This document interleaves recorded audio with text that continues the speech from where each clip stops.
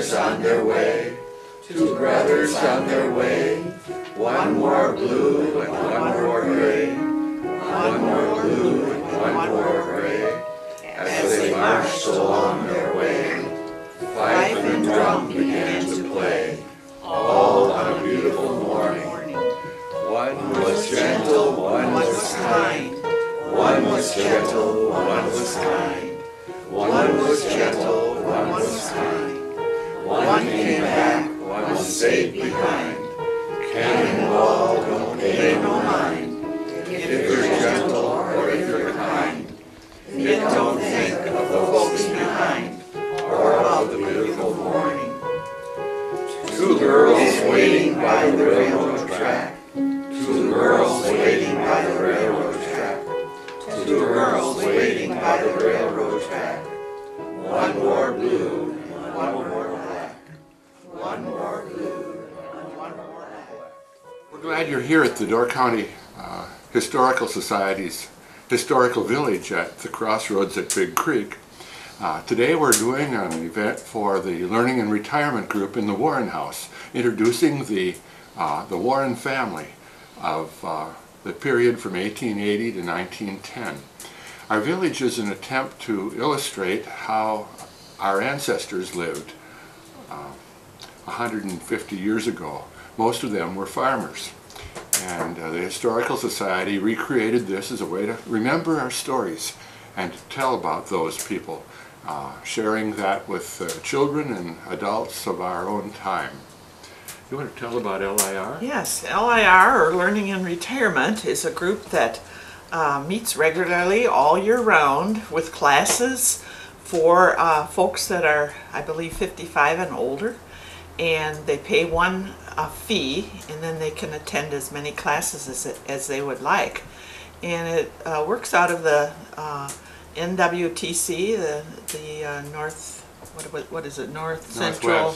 North Central. Northeast Technical College. Maybe I've got the letters wrong. Yeah. Whatever. And it's very popular, and there are probably well over 100 people, I think, that take these classes. And many of them are held out here at Crossroads, and these are the first ones that we've had in the Historical Village. We are doing 3 this fall. One already has been done on the blacksmith, and this is the second one, I believe. Our village has been recreated as a sample of how it was when farmers who were lonely needed other people. And they found other people at the general store, the school, the church, and the blacksmith shop. There they made friends, they argued about politics and religion, they found someone to marry and someone to plan their work with. So it was a very important center. Most of the farmers were separated by distance from one another, so they needed other people in their lives. And the women, when they were together, would plan for a quilting bee, or often they would get together, share recipes. They'd sew rags together and make large balls of these rags, and then they would weave rugs. And the men would plan to build an addition to their barn, putting up a shed, and they would help one another. They would gather together to help thrash the grain. They would meet each other in order to trade a horse or find a new way of befriending someone. So the village was a very important feature, and they were scattered across the country about every 5-6 miles, all across the Midwest. We're a typical situation of the period around 1900. So what else do we tell in introduction here? We're glad to be sharing this with our community. Today we're in the Warren House. It was donated by the great-granddaughter of the Warren family, and this house was moved from about 6 miles south of here in Claybanks Township by the Door County Historical Society, and then they invested about $80,000 in repairing it, bringing it up to date so it's usable now. We're doing a second house right now. It's a house from a German family in the Jacksonport Township, and we've already moved it. We're finishing the inside. We need about $7,000 to finish that project, and we're looking forward to doing that so we can show an immigrant family. The Warrens came from New England, so it's a little different setting.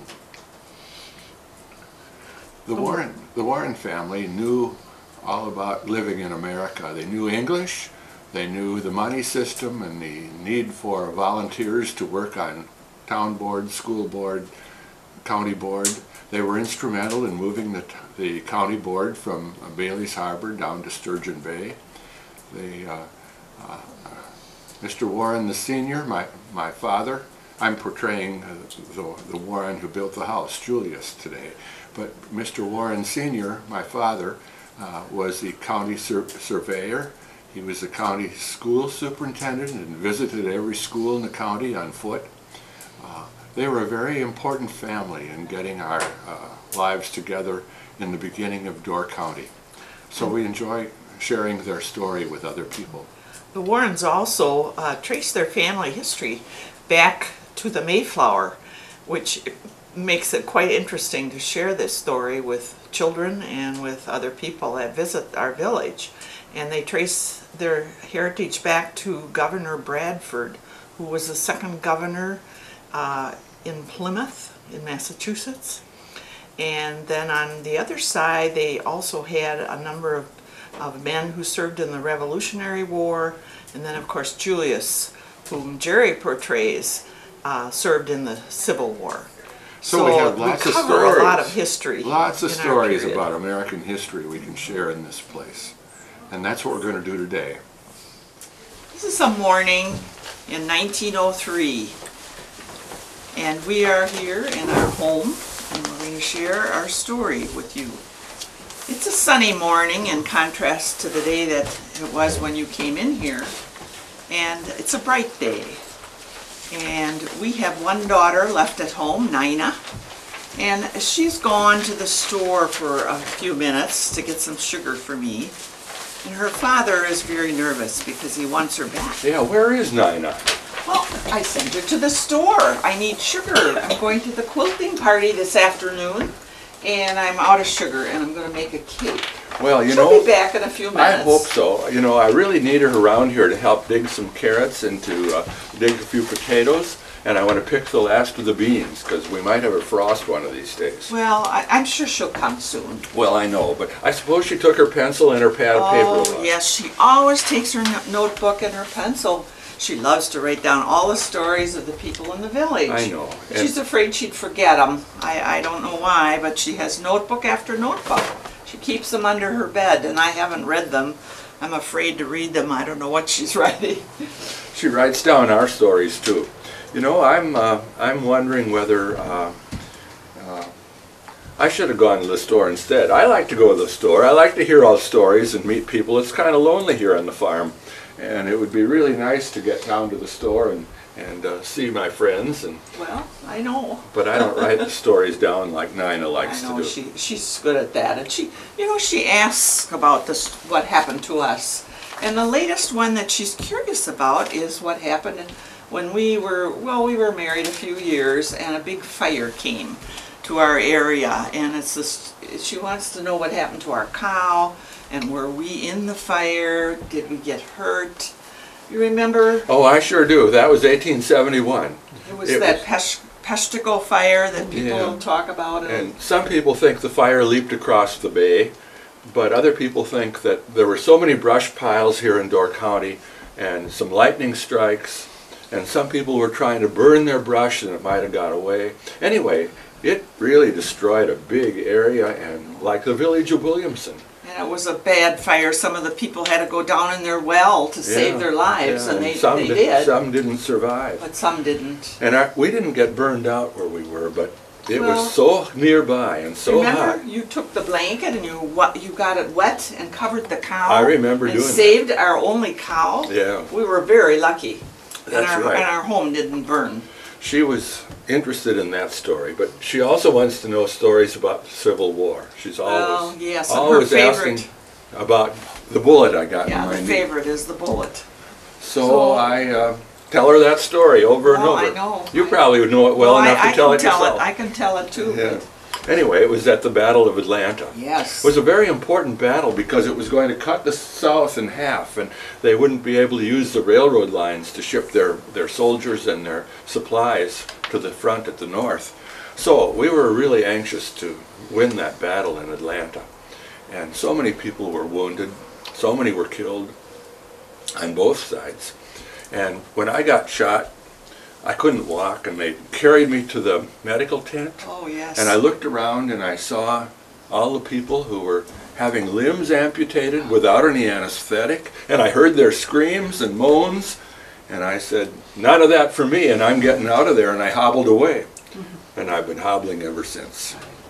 Well, and then the other one she wants to hear about is how he rode a mule Yeah. for many, many, many miles because of his wound. 300 miles from Was it? from Atlanta to Savannah at the ocean. I bet you couldn't stand Oh when man, you got off of that it was mule. really hard to sit that much on that mule, and I wished for a horse. Well, didn't you find one Yeah. along the way? One time I explored an abandoned plantation, and I found this beautiful horse, and I traded my mule for the horse.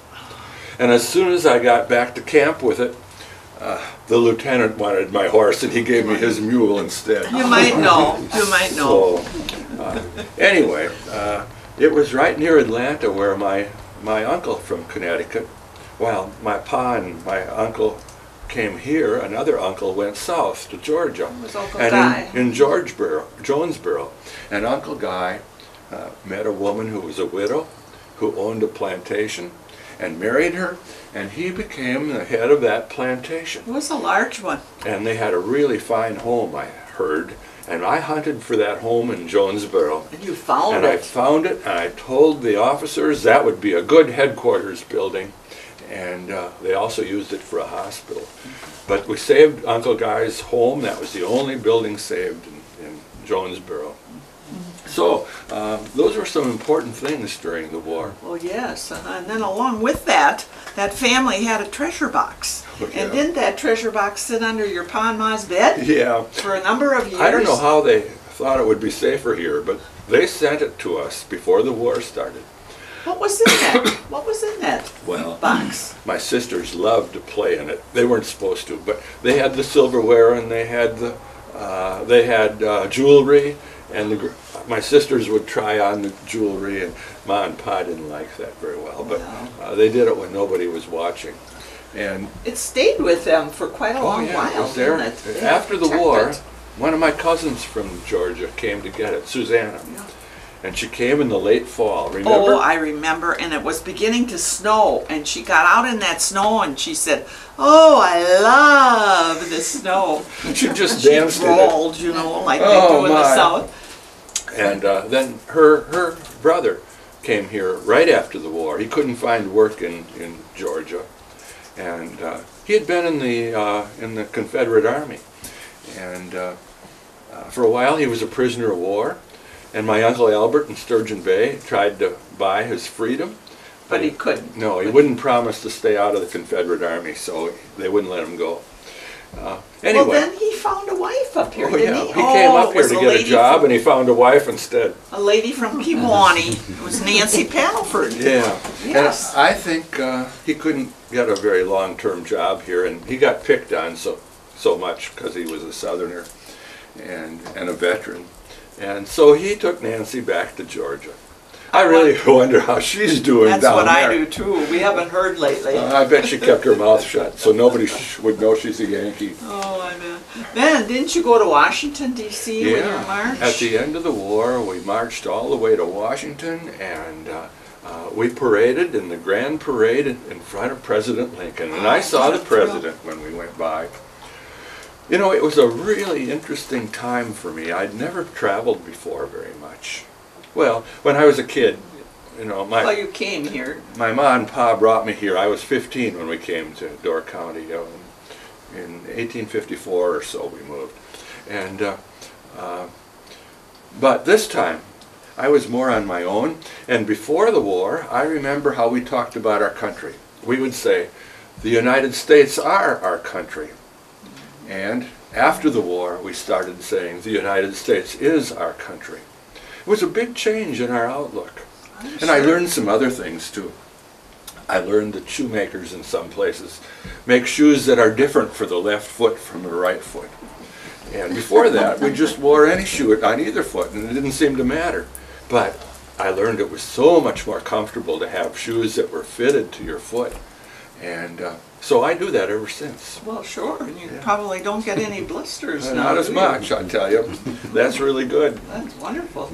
So it was a big learning experience to meet people from all over when I got into the war. Right. Well, then you came back, and we met again, and we got married. Yeah, it was about a And year that after was the so war. wonderful. Yeah. And we started our life. We lived with Pa and Ma, his Pa and Ma, for a while. And then you got the surprise of your life. The government hired him to go to Cana Island and be the Lighthouse Keeper. Maybe it's because I was a veteran, but it helped. Anyway. Well, we were excited about that, I remember. You were the assistant Lighthouse Keeper, and then I found out how much work it was, because I had to keep that light burning all night long. And run up and down the steps, the spiral steps to get up there. It was Cana hard. It was Island, work. it was so exposed to the weather. Remember the big storm? I was gone. Oh, you were gone, and the water flooded into the kitchen. And we had two little ones up there, and they wanted to play in it. And if I had not had a hired girl to help me, we never would have saved those children and gotten the water out of the kitchen. And oh, it was so much work and What a so mess. exhausting. And finally you came home, and we just Yeah, cried almost. I had gone to Bailey's Harbor by boat to get some supplies, and I sure couldn't get home in that kind of weather. No. But you know, it was hard work for you. You had to write. Oh, I had to keep a log. I was supposed to write down the weather and what ships went by and who came to visit, and I'd get 2-3 weeks behind because I hate to write. And, Oh, we should have had Nina then. oh, she would have loved to do all that keeping All that of writing. records. Yeah. Anyway, and we were lonely for our relatives, so we decided to move back to Claybanks. And We were there about 3 years at Yeah. Cana, and so his pa sold him a little bit of the land. 20 We had acres 20 we got. acres, and we began to build this home. house. Yeah. And When was it? It was Well, Eliza, Eliza yeah, our was a third baby. child was about 3-4 months old when we Uh-huh. began the house. And what a wonderful 1877. That would be. house. Yes, and we raised 6 children in this house. So. And it was It was a wonderful. good home for us. It was larger than most homes, but we had saved some cash from being at Cana Island, and I got a little veteran's pension too, and all of that was helpful. We never had much of a farm, though we were Well, trying. we tried. We tried. The biggest thing we did was to raise vegetables and sell them at the general store. Yeah, and There that in was, Claybanks. and we had plenty to eat, but to get cash to buy coffee or Well, that was difficult, and tea still or is. sugar, all of those things we couldn't raise. We do take our milk and we make a little cheese and butter and all by hand, and we sell that when we can. And some of the things we do, we try to do by making things by hand. Like, here's a spoon I'm working on. It's about half done Are you going to now. try to sell that, do you think? Well, I think we're going to need one here at the stove, but the handle got too short. I have to try another Well, one. you start over. You know, the first one doesn't always work out. I can pass it around if you'd like to take a look. My carving isn't so good, but Right. I'm wondering if you're going to invite the relatives to come for a dinner. I think I will. We've got a couple chickens you can butcher, and we'll have a nice Sunday dinner here, and I'll get them. And if I go to the quilting bee today, I'm sure some of the family will be there. And they can all bring something, and we'll have enough for 2 meals. You know, it would be so nice for Ma and Pa. They're getting up in years, and they love to tell stories, and Nina will write them all down, and it'll be a wonderful day. Right. So we'll plan to do that. Okay. When we can manage. Good. Pa is going to tell stories, I'm sure, about his Oh. ancestors who Yeah. came on the Mayflower. Right. He likes to talk about how he's related to Governor Bradford, who was the second governor in the Plymouth Plantation. And they tell about how they're related to the Adams family, the ones that are the presidents. I don't get it all, but They're kind of they know how it distant goes. cousins, you know, but that's okay. And then they will tell about coming here to Door County. You know, That was hard work for them. some of my great uncles were sea captains, and my pa and my other uncle, Uncle Albert, worked for them on the sea, and later became captains of a boat, and they were doing really well, but there was so much danger being on the ocean. Well, he had lost 2 uncles Oh, that's right. on ships, Hmm. and that was hard on the family. So Ma and Grandma talked these 2 men into giving up that shipping life and buying some land here in the western frontier where everything was forested. And finally Pa and Ma had 120 acres in Claybanks, and I don't know why. I'd love to ask them why they put the land in Ma's name instead of that's in right. Pa's, because almost all the other farmers, the men owned the land. That's very strange. I want to find that out when they come on Sunday. I think you better ask him. I'm curious too. That would be very interesting to learn. Well, what other stories are they going to tell us? Well, then your Uncle Albert was one of the first teachers in Sturgeon Bay. That's I think. right. Didn't he teach in above the Graham store there? In the loft. Of In the the Brave loft, store. yeah. He taught for a couple of years, and he liked it. But then I don't think he made much money, and he needed more money for his growing family. He found became another. a He store worked for clerk. Lawrence, Yeah. the Lawrence Yeah. Company. Yeah, and my pa Did was an bookkeeping. early county school superintendent. He visited every school on foot. That's where he wore out all those boots. Ma likes to talk about that. How many pairs of boots he went through, And- all that walking. And Pa was also on the town board and the school board and the county board. And he and his brother were influential in moving the county seat from Bailey's Harbor down to Sturgeon Bay. And that's much handier for them, of course, but Right. not for the people from Washington Island. Most people were up there on Washington Island. That was hard on them. They had to do that at a meeting when the Washington Islanders couldn't come. So, Right, right. well, it's been very interesting to be here. You know, we had an advantage because we knew English, and we understand the economic system and the way schools are elected and the way churches, school boards are elected and the way churches have to be supported by the members. People who come from Europe have a harder time adjusting in our country. Well, it's the language barrier, and they did things differently then. Like we have a new neighbor right close to us here. We can hardly talk with them. They're just from Germany. But he's a good harness maker. Yeah, that's very important. We've been using his help already. Right.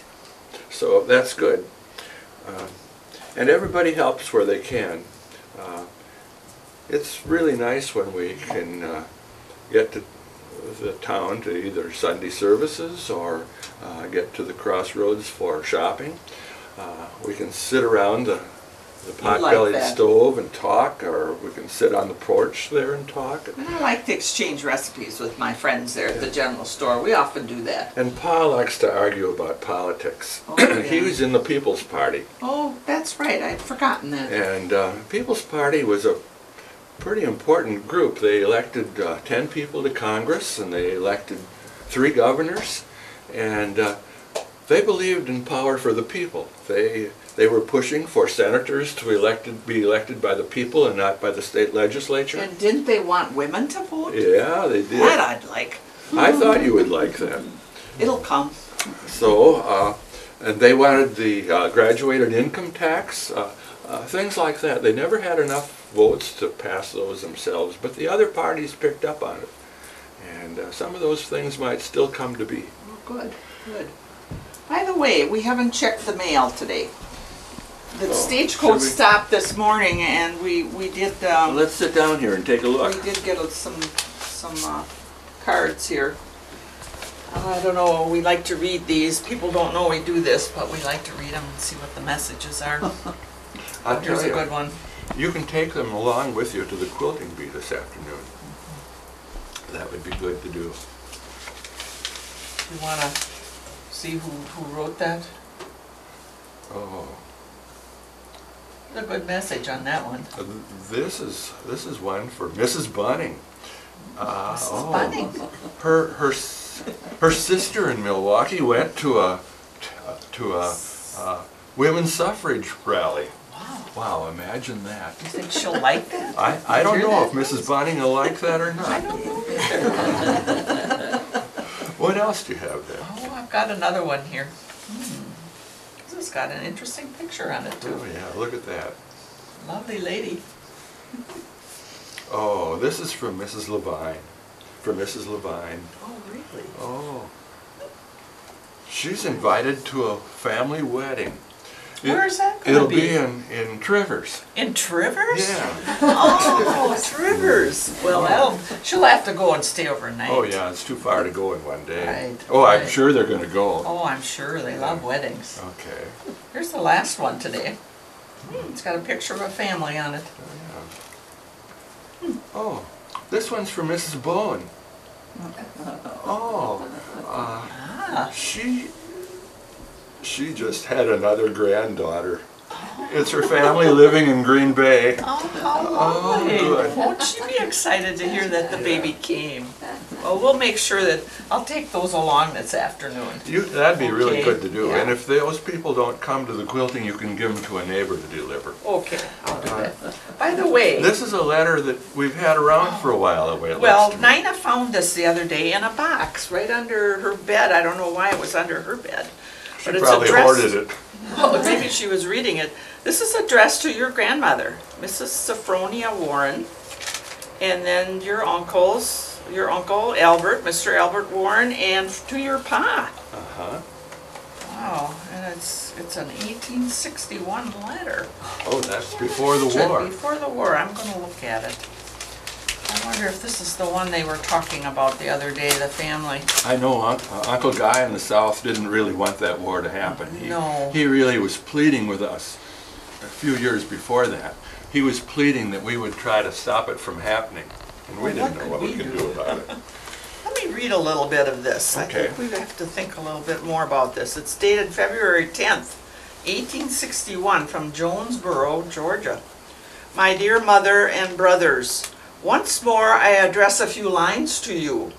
After a long silence.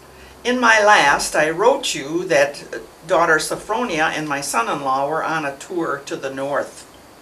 Oh, he's telling about that trip where, remember, they wanted to come and see us? Yeah. And they couldn't because the man that was taking them on tour wanted to do the east. So they had to give up on that idea. They're now in their own plantation in Sumter District. James is now building himself a large new house. Oh my. That'd be my Oh, cousin. I bet that's the plantation that you saved. Maybe so. I think so. It was a 60 by 80, something like that, something 2 like stories high. Uh-huh. Had a large hall running through Right. it with bedrooms on each side. Okay. Yeah. Wow. And he writes, I cannot imagine what James intends to do with so large a house. They have only one child. Well, maybe they're planning more. All right, let's the second page here. When I last wrote you, we were living under a free government, a contented and free people, a little too free for a large portion of the free people of the North. Not having business enough of their own to attend to, have been trying for several years to attend to the business of the people of the South. Yeah, that's us. That's us. At length, a sectional party whose motto is a war upon African slavery until it is extinguished. Yeah. Well, the government in the South will never submit to it unless the Constitution is amended. My, he's got opinions, Yeah, doesn't he does. There is little probability that the country will ever again be united, as it is already severed.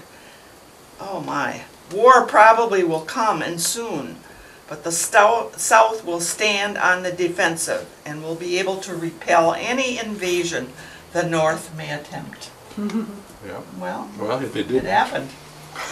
Maybe. A majority of the citizens of free states have been and are still mad from the perseverance with which they have been followed up their war upon slavery, of which they know nothing. But enough of this. The Union is overthrown. A Southern Confederacy is formed between 7 states, and in all probability the remaining slave states will join them before the 4th of March. That's when President Lincoln would come in. The free states are threatening and aggravating the South. Oh, and then he says, we do not know how soon mail facilities to the north may be stopped. I want to hear from you once more before our country is plunged into the horror of war. Oh, it's getting worse here. Can it be possible that our children are to be brought face to face in hostile armies? Or that I may be compelled to draw sword against my own dear brothers in battle? The Lord forbid that so horrible a thing should be permitted. Let me hear from you soon, and may the Lord keep us from sin and harm and from everlasting death. This is my prayer. Your affectionate son and brother. Oh, this makes me cry. You can tell he really has strong feelings about all of this, and we'll have to see how he's doing since the war. No wonder your grandma saved this, and I wonder. She must have tucked it into something, and Nina found it. Wow, Well, that's one thank to you keep. for reminding me of that letter. Well, that's one to keep. You know, I wonder if Nina is coming. She probably has talked with you about wanting to go to the Temperance yes. Hall tonight. She wants to go so badly with her sister. Minnie's going to go sing Oh, yeah. with her friend, and Minnie will take her and watch her. I know she's only 14. 13, 14, Yeah. 14 she is now, and it is a little young to go to the Temperance Hall where all the boys are, but I think we ought to let her go.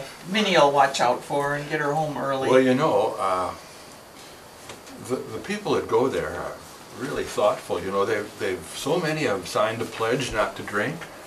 I was so surprised when Claybanks voted to be a dry community, and that was because of the Temperance Hall and the young adults who gather there. Good.